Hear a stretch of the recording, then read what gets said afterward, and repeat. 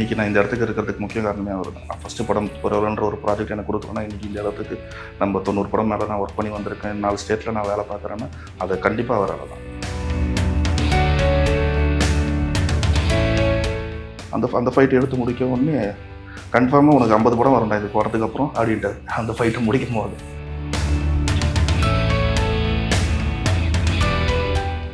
ஒரு சீக்வன்ஸுமே நாங்கள் வந்து ஷூட் பண்ணோம். மொபைலில் ஷூட் பண்ணிட்டு ஷார்ட் பை ஷார்ட் எப்படி வரணும், எப்படி இருக்கணும், இந்த ஃப்ரேம் அடுத்த ஷார்ட் இந்த ஃப்ரேம் இப்படி இங்கே தான் வரணுன்றதை நாங்கள் ஆல்ரெடி ரிஹர்சல் பண்ணி ஷூட் பண்ணிட்டோம். ட்ரைலர்லேயே பார்த்துருப்பீங்க ஒரு ஜிப்சி சீக்வன்ஸ்லாம் இருக்கும். இந்த ஜிப்சி சீக்வன்ஸ்லாம் நியர்லி 4 to 5 days ஒர்க் பண்ணோம். இப்போ இருக்க படங்கள்லாம் நீங்கள் அது மாதிரி எதுவுமே இல்லை. இப்போ இருக்கிற படங்கள்லாம் அந்த ஜோனெல்லாம் தாண்டி கதைக்கு என்ன தேவை அப்படின்ற ஒரு ஜோனில் தான் எல்லாமே தமிழ் சினிமா இயங்கிட்டு இருக்கு. ஹீரோ வில்லன் கூட ஃபைட் பண்ணுறாருன்னா கண்டிப்பாக வில்லனுக்கும் அதுக்கேற்ற மாதிரி தான் நம்ம பிளான் பண்ணி பண்ணுறோம். சொன்னால் நம்ப மாட்டீங்க, ஹைதராபாத்தில் அதை நாங்கள் ஷூட் பண்ணும்போது 6 to 2 2 நைட் பண்ணோம். 6 to 2 கால் ஷீட் 2 கால் ஷீட்டில் அந்த ஃபைட்டை முடித்தேன். அந்த படத்தில் நீங்கள் பார்த்தீங்கன்னா ஃபுல் அண்ட் ஃபுல் மூமெண்ட்ஸ்லேயே தான் இருக்கும் ஷார்ட்ஸ், எதுவுமே ஸ்டாட்டிக்காக இருக்கும். ஏன்னா ஒரு மூமெண்ட் ஷார்ட்ஸ் இருந்தால் தான் ஃபைட்டோட ஸ்பீடு இருக்கும்.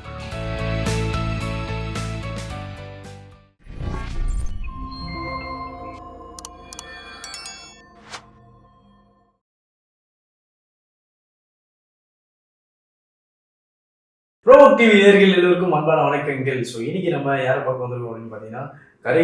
ஸோ கிட்டத்தட்ட வந்து கரைப்படம் எல்லா இடத்துலையும் பயங்கர பேசும் பொருளாக மாறிட்டே இருக்குன்னு கூட சொல்லுவோம். அதுலேயும் வந்து ஒரு டெக்னீஷியன்ஸும் வந்து பார்த்து நம்ம பேசிகிட்டு இருக்கோம் நெக்ஸ்ட்டு.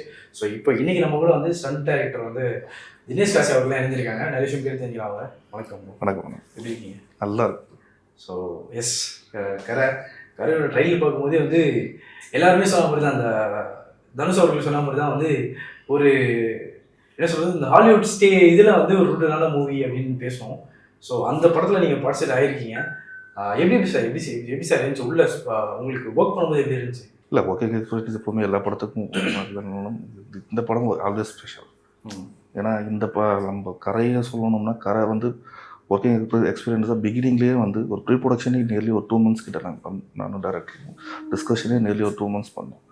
அதுக்கப்புறம் என்னென்ன வரணும் என்னென்ன பண்ணணுன்றதை ஆல்ரெடி ப்ரீ ப்ரொடக்ஷனாக பேசி முடிச்சதுக்கப்புறம் நியர்லி ஒரு 20 to 25 days ரிஹர்சல் பண்ணணும். ஒரு சீக்வன்ஸுமே இப்படி தான் வரணும், இதுதான் பண்ணணும், இப்படி தான் இருக்கணும், ஷார்ட் இப்படி தான் வரணும், மேக்கிங் உட்பட நான் கேமராமேன் சார், டெனிஷ் சாரும், டேரக்டர் எல்லாருமே டிஸ்கஸ் பண்ணி இப்படி தான் வேணுன்றதில் பிஃபோராகவே நாங்கள் ஒரு 20 to 25 days ரிஹர்சல் பண்ணி என்ன வரணும் என்ன வரப்போகுதுன்றது என்டையர் படத்துக்குமே பண்ணி முடிச்சு வச்சுருக்கோம். போஸ்டர்லேயே பார்க்கும்போது மேக்ஸிமம் வந்து ஃபுல்லாக அந்த ரூட் சார்ந்த ஸ்டோரினும் போது நிறைய வந்து மேபி ஆஃபீஸாக ஒரு ஊரில் எடுக்க வேண்டியதாக இருக்கும். கிராமப்புறத்தில் எடுக்கும்போது இந்த மண் சகதி ப்ளஸ் வந்து இந்த ரொம்ப காரஞ்சாரமாக ஏரியாலாம் இருக்குல்ல, அதாவது தார் ரோடுன்னு சொல்லுவோம்ல, அந்த மாதிரி தார் ரோடோட இதெல்லாம் இருக்கும்.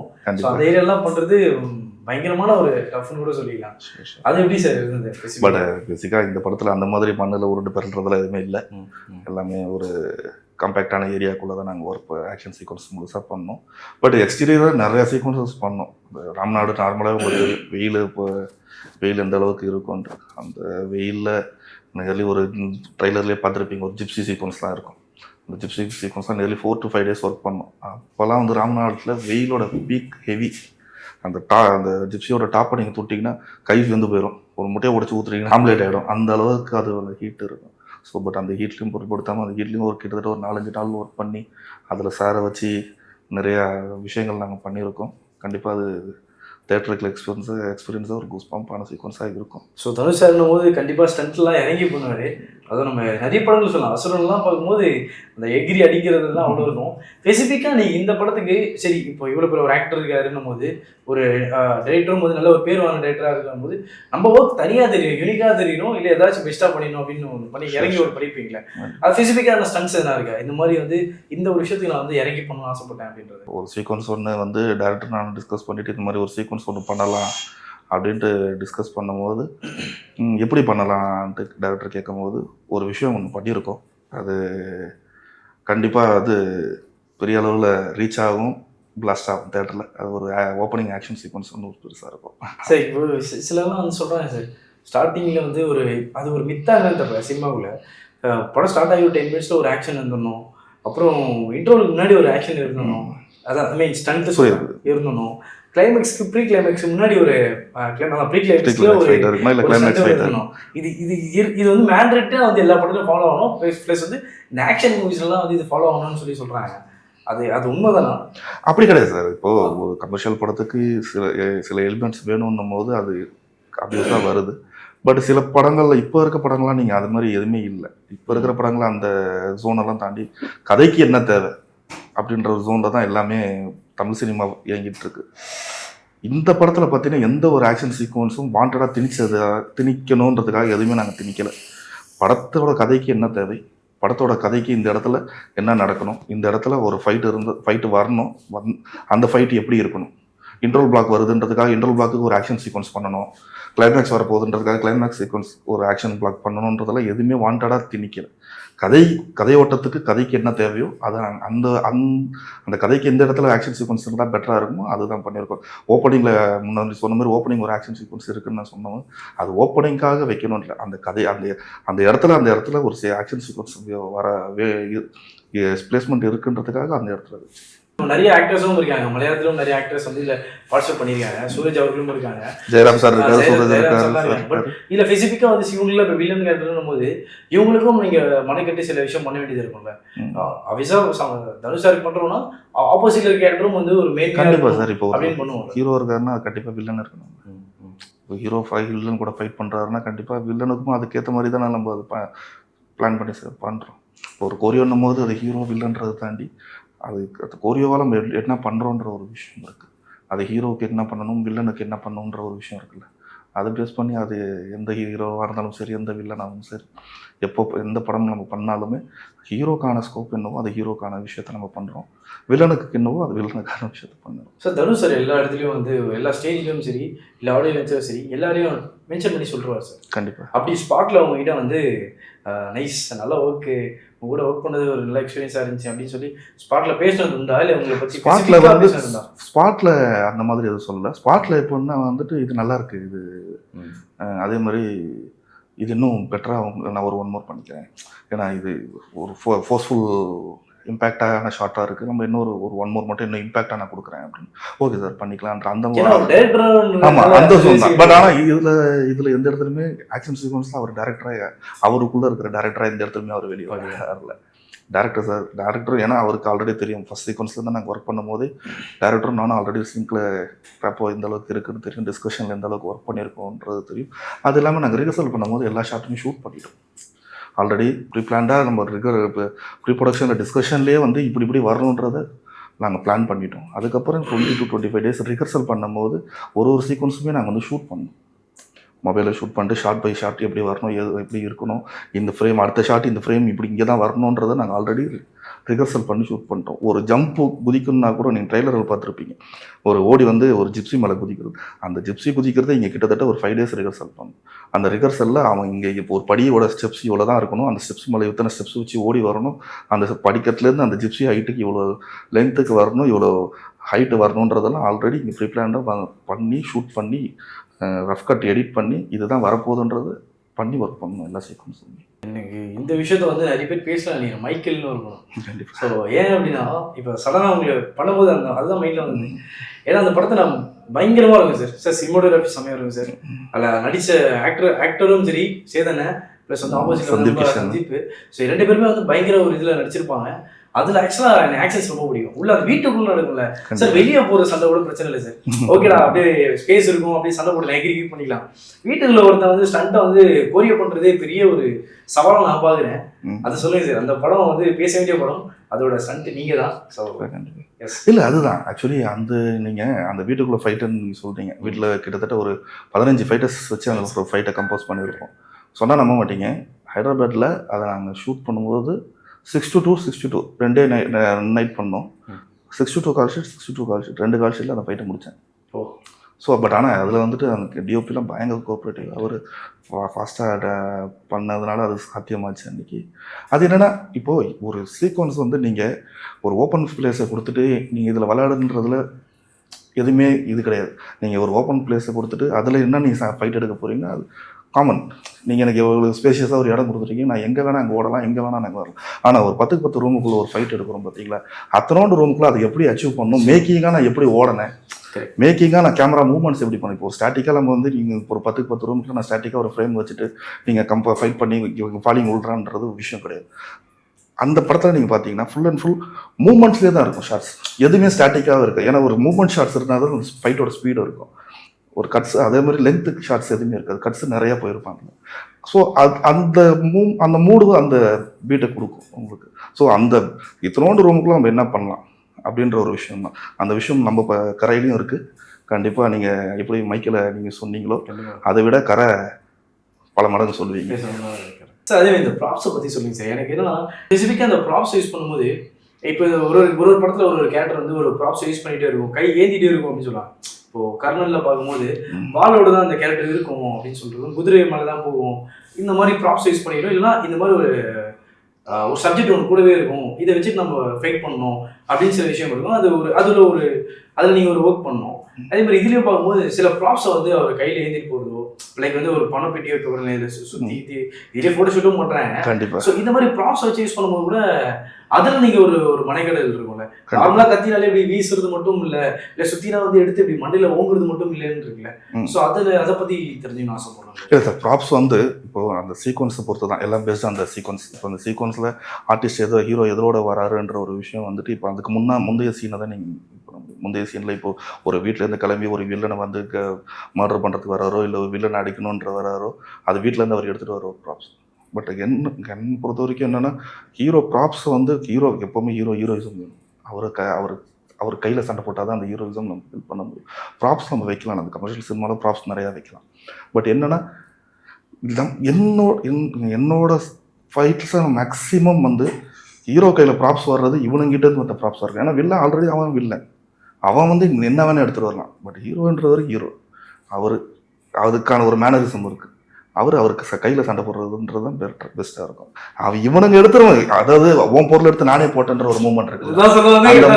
அந்த மூமெண்ட்டு தான் எப்போவுமே பில்டாக இருக்கும். இப்போ ஒருத்தனை அடிக்க வரான்னும் போது அவன்கிட்டேருந்து வாங்கி அவனை போட்டால் தான் அதோட பில்டை ஏறும். ஸோ அது எப்போவுமே அது ஒரு பெஸ்ட்டாக இருக்கும். பட் இருந்தாலும் நம்ம அந்த கதையை என்ன டிமாண்ட் பண்ணுறதோ அவர் ஹீரோ ப்ராப்ஸ் வச்சுக்கிறதும் மிக்சிக்காகவும் அந்த கதையை என்ன டிமாண்ட் பண்ணுறதோ அதுக்கு முந்தின சீன்களுக்கு என்ன டிமாண்ட் பண்ணுறது பொறுத்து தான். நீங்கள் சொல்லும்போது யூனிக்கான ஒரு ஸ்டண்ட்டு நான் வருது சார். இது மாதிரி நீங்கள் பண்ணியிருப்பீங்க. நம்மளும் மாரியில் வந்து ஒரு விஷயம் நீங்கள் சொன்ன அவன் பொருளை தமிழ் எதுன்ற மாதிரி மாரியில் ஒரு சீக்வன்ஸ் இருக்குது சார். ஒரு கண்டினியூ ஷாட் இது. ஒருத்தவன் அடிச்சுட்டு அவனோட பொருளை எடுத்து இன்னொருத்தர் அடிச்சுட்டு இன்னொருத்தர் பொருளை இன்னொருத்தர் அடிச்சு தனுஷாரே பண்ணியிருப்பாரு. ஆக்சுவலாக மாரி 1லயோ 2லயோ அந்த இன்சிடென்ட் வரும். மாரி 1ல தான் அது ஆக்சுவலாக அந்த ஒரு 5 மினிட்ஸ் சூப்பராக இருக்கும், செம்ம ஒரு மாதிரி எனர்ஜியாக இருக்கும். அது மாதிரி நீங்களும் வந்து இதில் ஒரு பெரிய ஒரு வித்தியாசத்தை பண்ணியிருப்பீங்க நம்மளும். அண்ட் வந்து சொல்லுங்கள் சார், இதே மாதிரி மற்ற விஷயம் இப்போ டைரக்டரை பற்றி சொல்லுங்கள். எல்லாம் இப்போ ட்வீட்டில் போடுறாங்க யூஆர் ஜீனியஸ்ன்னு போடுறாங்க. ஸோ சார் வந்து அதான் சொல்கிறேன், தனுஷ் சார் வந்து செல்வராகவன் அவர்கள் போட்டிருந்தாரு, அதுக்கப்புறம் போடுறது இவர் ஒருத்தர் தான். ஸோ அப்போ இவ்வளோ பேர் வாங்கியிருக்காருன்னா கண்டிப்பாக ஆளு பெரிய ஆளாக இருப்பாரு, மூலக்காரராக இருப்பாரு. அந்த மூலக்காரராக ஒர்க் பண்ணியிருக்கீங்களா? சொல்லுங்க. இல்லை அது பெரிய எக்ஸ்பீரியன்ஸ், உண்மையாக ஒரு ஜீனியஸ் தான், அதில் எந்த ஒரு மாற்று கருத்துமே கிடையாது. இப்போது எவ்வளோ படங்கள் பண்ணுறோம், ஒரு டேரக்டர்ஸை ஒரு யூனிக் ஸ்டைலில் நம்ம கற்றுக்குறோம். ஒரு டேரக்டர் ஒரு படம் நான் ஒர்க் பண்ணும்போது என்றைக்குமே என்னோட ஃபஸ்ட்டு படமாக நினச்சி தான் வேலை பார்ப்பேன்.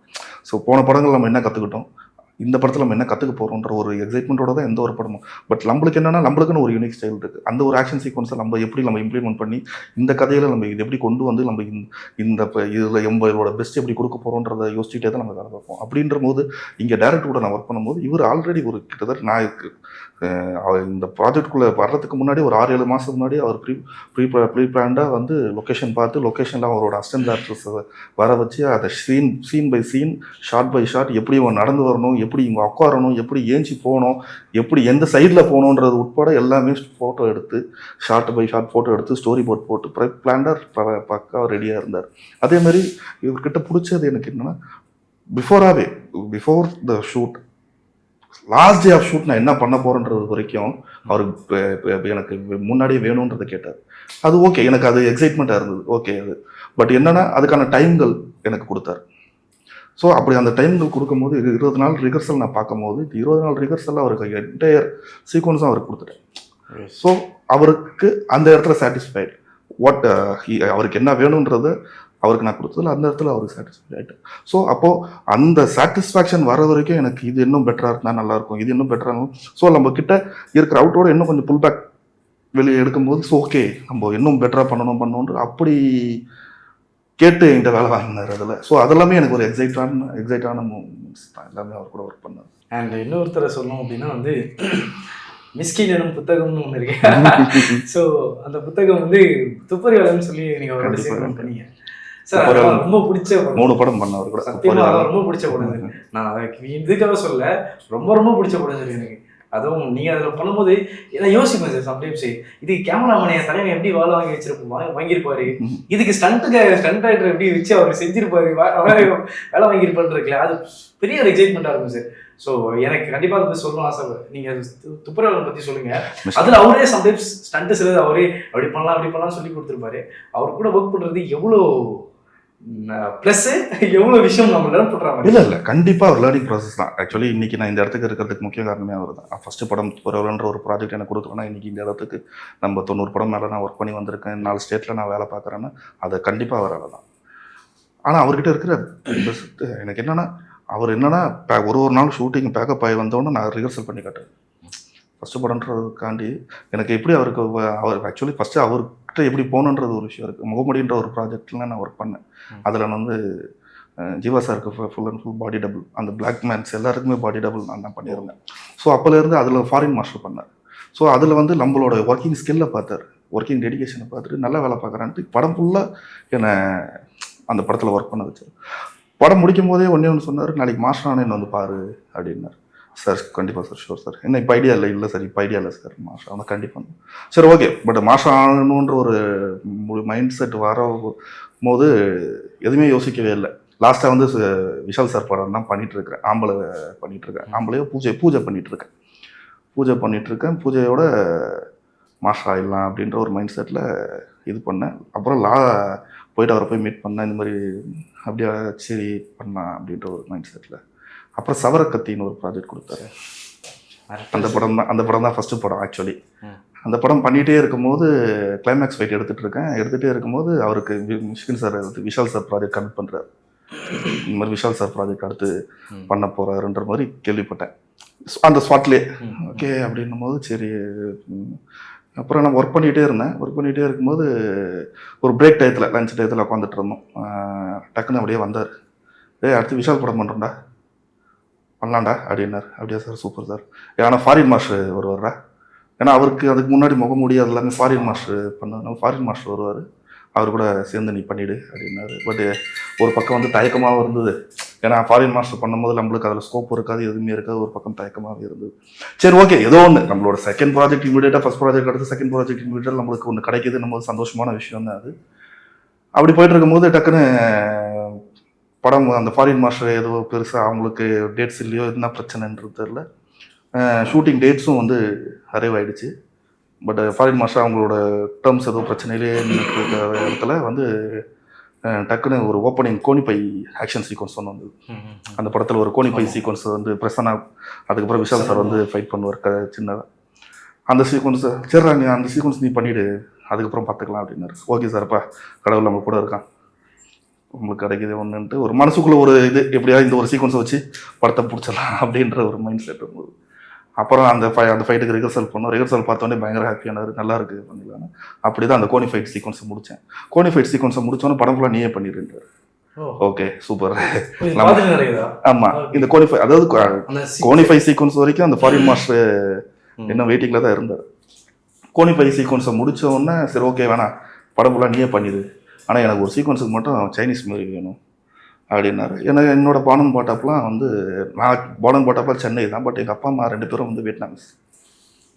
So okay sir, no problem. ஏன்னா நான் அதுக்கு முன்னாடி வந்து பீட்டர் மாஸ்டர்கிட்ட ஒர்க் பண்ணும்போது நம்ம வியட்நாம் ஃபைட்டர்ஸ்லாம் வர வச்சு ஒர்க் பண்ணிக்கலாம் சார். அப்புறம் வியட்நாமில் இருந்து ஒரு அந்த சைனீஸ் ரெஸ்டாரண்ட் ஃபைட்டுக்கு ஒரு 8 பேரை வர வச்சு ஃபைட் எடுத்தேன். அந்த ஃபைட் எடுத்து முடிக்க உடனே கன்ஃபார்மாக உனக்கு 50 படம் வரண்டா இது போகிறதுக்கு அப்புறம் அப்படின்ட்டு அந்த ஃபைட்டை முடிக்கும் போது. ஸோ அப்படி தான் அந்த ப்ராசஸ் போச்சு. அந்த ப்ராசஸ் போனதுக்கப்புறம் அடுத்த படத்துக்கு சைக்கோ கூப்பிடும் போது டேட் இல்லை. சைக்கோ பண்ணும் போதுல நான் மலையாளத்தில் டிரைவிங் லைசன்ஸ், பிருத்திவிராஜ் சாரோட மலையாளத்தில் டிரைவிங் லைசன்ஸ் பண்ணிட்டு இருக்கேன். டொவினோ எடக்காடு பெட்டாலியன் பண்ணிட்டு இருக்கேன். டிரைவிங் லைசன்ஸ் பண்ணிட்டு இருக்கும்போது சார் இங்கே ஒரு ஷூட்டில் இருக்குங்க சார். நல்லா பெரிய ஆளே சார் நீங்கள் எப்போ விட்டாலும் வந்துடும் சார். அப்படி கிடையாது, பட் ஏன்னா ஆல்ரெடி ஷூட்டில் இருக்கேன் சார். லாஸ்ட் மினிட்ல எதுவும் சொல்ல ஓகேப்பா நோ ப்ராப்ளம், எப்போ ஃப்ரீயாவே 3 daysல ஓகே அப்போ வந்து பண்ணி கொடுன்னு சொல்லி தான் அந்த லாஸ்ட்டு சைக்கோவில் அந்த மேலே இருந்து கீழே விழுகிற பிசாஸ் சைக்கோவில் மேலே இருந்து கீழே விழுந்து அந்த சூசைட் பண்ணி சாவாரில் அந்த வில்லன் கேரக்டர் அந்த சீக்வன்ஸ் பண்ணி கொடுத்துட்டு வந்தேன். சரி அதுக்கப்புறம் அவரும் புரிஞ்சுக்கிட்டார், கோச்சை நம்ம கொஞ்சம் வேறு ட்ராக்ல நல்லா போயிட்டு இருக்கும்போது டிஸ்டர்ப் பண்ணிட்டு அவரும் அடுத்து புதுசாக ஒருத்தருக்கு வாய்ப்பு கொடுத்து பண்ணிட்டு இருக்காரு. ஆனால் பயங்கர மோசம் கிட்ட தான் வந்துருக்கீங்க. சவரக்கத்திலாம் வந்து ப்ரோ இதில் சார் இதெல்லாம் பேச முடியாத படம் சார். மைக்கிலும் பாருங்க நல்ல ஒர்க் சார். அதே மாதிரி சவரக்கத்தியும் வரல மைல்டான பட்ஜெட்டில் ஒர்க் வந்து உள்ள பேசும் அந்த அளவுக்கு. இப்போ நீங்கள் துப்பறியில் பாருங்களேன், கிளைமேக்ஸ் நீங்க சொன்ன மாதிரி இந்த கோனி ஓப்பனிங் ஃபைட் அதுல 2-3 இதெல்லாம் இருக்கு. அந்த கத்தியில குத்துற மாதிரி இதுல கீழே இருந்து பிரசன்ன அந்த ஃபைட் சீன் ஒன்று வரும். கரெக்டாக நமக்கு எக்ஸைட்டா கிளைமேக்ஸ்ல வரும் அந்த சீன்ஸ். இது எல்லாமே அவ்வளோ பேச வேண்டிய ஒரு விஷயம். ஸோ எஸ், அதுக்கப்புறம் வந்து பார்த்தீங்கன்னா இப்போ கரையிலையும் வந்து இந்த ஒர்க் இருக்கும்ன்ற நம்பிக்கை எங்களுக்கு இருக்கு. கண்டிப்பாக ஒரு இது சக்ஸஸ் மீட்ல கண்டிப்பாக வந்து உங்களையும் ரெகக்னைஸ் பண்ணுவாங்கன்றது ரெகக்னைஸ்ல நீங்கள் அதில் ரெகக்னைஸ்லாம் ஆளு இன்னும் நீங்கள் பெருசாக பேசப்படுவீங்கன்ற நம்பிக்கை எங்களுக்கு கண்டிப்பாக. ஸோ கண்டிப்பாக சார் உங்கள் நேரத்துக்கு ரொம்ப நன்றி. தேங்க்யூ. வாழ்த்துக்கள் சார். தேங்க்யூ.